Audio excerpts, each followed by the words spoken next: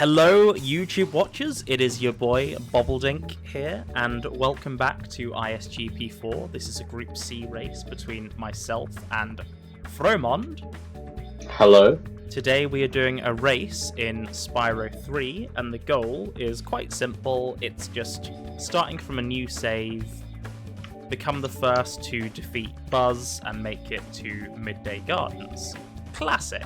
It's basically the Spyro 3 version of the 100% ups goal from Spyro 1 sort of thing, you know. But I can't Spyro 1 to save my life. But yes, without further ado, shall I count us down to begin the race? Believe so, yeah. Okay, in that case, from 3, 2, 1, go! Woo! Okay, hello, welcome. So, is it 100% all the levels on the way, or just get to Midday Gardens? Just do what you need to do to get to Midday Gardens, so just go through all the levels. We didn't explicitly talk about skips. I'm not opposed to them if you want to do them. You're very welcome to do some. I can't do skips to save my life, but also just for the sake of making it like so that there's no errors for what's the word I'm looking for? Just like if say you accidentally do a skip, that's fine. Or even if you want to do a skip, that's fine. I won't judge. Yeah, I'm never super fussed. It's fine. I won't do them then because I want to at least make it a fair contest, or as fair as practicably possible. You know. It's a very common tournament trope for me to sort of be like, don't worry, if I just practice and I will practice before the next ISGP, and maybe be good at Spyro, and then I never do it, and then I like lose every speedrun. I mean, honestly, there are a lot of races I do where it's a bit like, I would have actually done really well in this had I've practiced, and then I never do anything about it. Yeah. I mean, like, some people have seen, I'm not that bad at Spyro speedrunning if I practice. Like, if you give me a route and you just sit me down and I do the route over and over and over again, I can be pretty fast at Spyro. Yeah. But because we saw that like relatively fast. Like ISGP2 against Alice, didn't we? Like, yes. You sort of ruthlessly and mercilessly practiced that. Yes, and I came out on top, and I don't think I've ever retrieved that golden moment back again. I've had a few, like, I think in some of the James Jones Death Triangle runs, I've had some not bad luck here and there. Yeah. But otherwise... Well, what I love about that is I think those partnerships have sort of bolstered you and James's speedrunning record, and it's like, well, I guess on that basis you can like say that you've won a race. Like, exactly. Because I think the first speedrun I ever ran, I don't know if you've how far through our history you've gone. Oh, did I just hear someone join? Oh no, that's Giark. Little bit late, mate, but thank you very much. Now recording. And Craig's in as well. Thank you, Al. So we'll get a bit of... We'll have a bit of Craig, yeah. just for good measure. But yes, depending on how far you've gone back in our speedrun history, the first speedrun I ever won was with James Jones, known as Instrumation at the time, in a Monsters Inc. run. Wow. And it was one of the worst speedruns I think anyone's ever seen. Is this like pre-ISGP history as well? Yes, very far back. I came in 2021, and I think the first ever bit of ISGP I saw was I believe it was Dan Davidson versus Luke in Spyro 1, and that was to collect the most gems, but all 2 and 1 gems cancel out the score or something. Oh, that was a creative one. Yeah, it was, and I was a bit like, oh man, that's so dope, and sort of got me onto wanting to join this. So, you know, the more you know. I've been here since the very retro days somehow, and I'm still not good at speedrunning. I just like I just show up, do my bit, then I disappear for a bit, and then the cycle repeats. I mean, that's the way to be, you know. Come in, have a bit of fun, play some Spyro. Exactly. Spyro is a good fun game, so I mean I kind of enjoy speedrunning. Yeah. I enjoy racing, I guess. I'm not really a speedrunner. I mean, Lucas was saying that, you know, it's interesting because he feels I could become good at speedrunning if I put my mind to it, but I'm like, there's just other things in my life, you know? Other loves, other pursuits. I feel the same. I when I watch speedrunners do their thing, there's just so much, like, it's so funny to see how every microsecond really does count. And you kind of see it once you get like a speed run, once you've kind of got the gist of it. But to me, it's just like I don't have the brain power to think about everything I do every second. My brain is not made for being used, unfortunately. Yeah, I definitely relate to that one. The Rhinox. Today, and me not using my brain news, I've started getting into film cameras. But me being me, I don't really bother to look up anything when getting involved because a lot of technical details. And then I get surprised when I buy something and I don't really know how to use it. Am I correct in saying you're ADHD or? Yes, I literally have ADHD, so yes, that's pretty much ADHD thing, isn't it? Just yeah. I have this hobby, but you know I don't know the first thing about how to get started in it. Yeah. Which is weird because my recent one is film cameras. Like, I'm autistic, and you know I never was diagnosed with ADHD, but there are a lot of things people talk about with the ADHD that I'm like, but I do that as an autistic person, which makes me think there's obviously some link. I have heard there's quite an overlap if you have one. Like, I think it used to be you could only be diagnosed one, but not the other. But they've kind of changed that in more recent years to sort of realize, actually, if you have one, you probably have one of the others. Yeah. I just And realised maybe I that's just did a skip. I did 2 skips Oh. now. That is okay. You are welcome to do a skip. Okay. Go for it. Part of the reason I was like, I don't care. It was more just to make guys, room. It's fine. Like... Maybe if the Craig thing doesn't actually help with the beginning of the speedrun, there can be no one will have heard the bit where we made any rules related to skips. True. We can just play some music and be like, sorry folks, beginning audio cut out. Either way, I was kind of like, part of the reason I was like, don't worry about skips, was because I had a feeling a skip would accidentally happen, and I was like, yeah. And I don't really care to begin this speedrun all over just because we accidentally skipped. It can happen to me sometimes. I mean, if it was the first ever race I did against Vitus, where I did this goal actually, and he stormed me, it wouldn't have been an issue because I didn't know how to do any of the skips. I've grown up on this game, and I've played it sort of religiously every year, and like 117%ed it at least once every year since we first did. And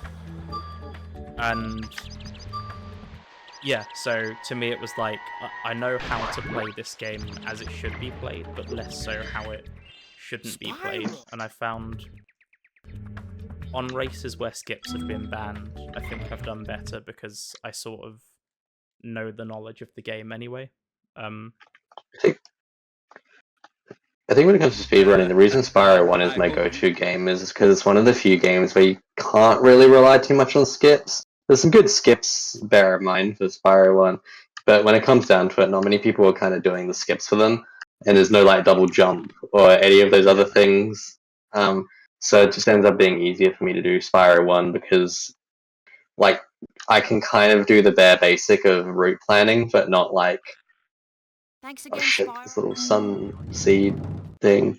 I'm getting eggs and I don't know which ones I should be getting, but I'll roll with that. With the film camera I just bought, I 14. Yes, okay, that's right. You need that to unlock Seashell, sure. And you need 10 to unlock Molten Crater, but... So I always make That sure makes that I sense. get 14 before I need to go to either of those 2 levels. Okay, I think I was trying to get all the eggs I remember being easy to get. Yeah. The Sheila ones are like a piece of piss. Hey, Sheila. Yeah, I should remember. There's a couple of eggs you get in Sheila's apps, isn't 3. there? 3. Okay. Yeah. 8. Okay, That's I'm the getting same close with, to. all the critter levels. Not that that's useful knowledge for this race, but yeah, they're all in like partitions, and each partition is sort of divided by getting an egg.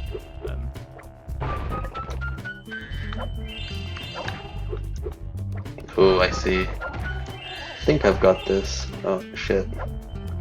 I think that. Where? How far are you at the moment? So I've done Sunny Villa, Cloud Spires, and I'm just about to finish Sheila's out. Oh. Okay, you're ahead of me, but we'll see. How many eggs have you got? 15, I think. Oh shit. Okay. I sometimes overestimate my skills, even though that I know to not overestimate them. Yeah. Well, I mean, the thing is as well, like, I've played this game so much that I kind of know all the requirements like the back of my hand as well. So, Yeah, if there's like... I think Spyro 3 is my... I think Spyro 3 is probably my least played of the trilogy, but That's fine. it is a good one though. I mean, I experienced them all in the wrong order. Like, I played Spyro Year of the Dragon first, not knowing that it was like the 3rd in a series, because it doesn't have like the number 3 or anything in it, so you don't get burdened with this idea of, oh, there's 2 I need to play before this. Which is, I kind of had a... why they did that. Like, I had a vague similar experience in of that I played Spyro 3 before 2, but I think I remember I rented Spyro 3 from the video store or something. oh yeah. Back when and rental was a thing. because I saw and I'm like, I hadn't even finished Spyro 1 yet, and I'm just like, oh my god, another Spyro game. And then I kind of noticed in the opening cutscene, okay, I'm totally missing some context here. And that's when my dad looked into it and was like, oh, there's an entire other Spyro game. Yeah. Well, I mean, that's the thing. Like, I think when I was a kid, I didn't... I remembered Alora coming in at the end of the game and thinking, who the hell's this? Like, she's just some random person. And then I remember years later when my brother's friend had... Literally, he completed Spyro 2 3 times and was like, that's it, I'm ready to, you know, give it to Roderick sort of thing. So, Oh, I see. yeah, did that and played through it, loved it and stuff. But yeah, I remembered like thinking, oh, so that's who that person is. Because yeah, it's just they don't really mention like or reference anything in Spyro 2 at all. Apart from like a throwaway line by Moneybags about Avalar. And then right at the end. I do kind of find it funny that Hunter just sort of chills with the gang by Spyro 3, he's just living in the dragons. I honestly think that's on brand for him. Like, he just kind of vibes and goes with the flow and shows up wherever. It does make me wish there was another Spyro, because Spyro 3 was like, here's all this lore world, and then you never hear from it again. I mean, that's kind of what I want to see in a hypothetical 4th game, is like them kind of expanding the lore a bit and doing more with it. I want to see like Sheila, Sergeant Bird, Bentley, and Agent 9 again, but I'm not convinced that will happen, and that saddens me. But yeah, I feel like they were like inserted into the game for a bit of a gimmick to sort of freshen it up. And they were good characters, they were fun to be around. That's what I mean, like, I got invested in them as characters, more so than the Avalar lot, but then I think it's easy to say that because I played this game first, you know.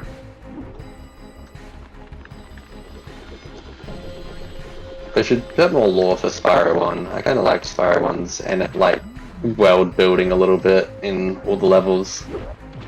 Yeah, they did a lot of great things with the lore. I just wish they worked more of it into the plot instead of Yeah, just saying, Spyro "Thank you for was- releasing me."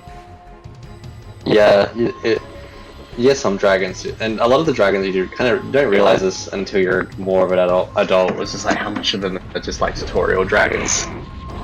Well, I actually, when I was doing a video essay on my YouTube channel, I did a sort of breakdown of what the dragons say, what category they sort of fit into. So yeah, I have a bit of a breakdown of like what each dragon does, what purpose they serve and stuff. So it is fascinating. But I think there's only 1 or 2 thank you for releasing these in like the first homeworld, and then they become a bit more frequent as the game goes on, so you sort of become the sense of, oh, yeah, we've run out of time to write dialogue for each one of these. I hate that they don't like explain why the dragons get trapped again though. Oh yeah. The reason everyone clings to is, oh, they obviously ran out of time in the production scale or whatever, and it's like, but Spyro actually points it out, which makes me think, you know, there was meant to be more of a reason. Yeah, it's like, cause it's like when you get to Nasty's world, a lot of the dragons there are like old faces, aren't they? Yeah, exactly. I wish there Yeah, that was was- more of a dialogue of like, Spyro, we tried to go after Nasty ourselves, but he re-trapped us, and I don't know. Yeah, Just because something. it's kind of like you kind of get maybe that's the gist of it, but it is also like, what is going on? Like the just storytelling in say it, Spyro 1 like- is Yeah. so interesting. It's like very just like the game just begins and it's like, oops, it looks like we've got to free the dragons. I I made think it it's to Midday Gardens, by the way, but Oh, nice. GG. That's probably the end of. I'm probably not going to get very far from here, so I'm happy to leave my speedrun here. Are you sure? Where abouts Yes. are you? How many eggs did you get? I've got about 13 eggs. I was about to enter Sheila's out, and then I would probably have Seashell Shores, but I suck at Buzz, so Oh, that would be like a whole 10 minutes, I reckon. I remember so- when I first played through the game, I think it took me and my brothers like weeks to get past Buzz. And then I think I just randomly picked it up one day and I was the first one to do it, and they sort of walked in and was like, Rodri defeated Buzz? What's going on? But yeah. I'll always give a shout out to Nicholas Ducetti from my primary school, who I went over to his house to beat Spike because he knew I was good at the game. So I've been good at Spyro since I was a kid, Well, there we just go. not in these speedruns. But I got invited over Use him as a character to witness when people doubt you. exactly. I was invited over to Nicholas Ducetti's house in primary school because he knew I was good at Spyro and could beat Spike. So that's how I'll exit this video. I was good at Spyro, and that's the legend of Nicholas Ducetti. Thank you for watching. Thank you for watching, guys. Take care. Bye!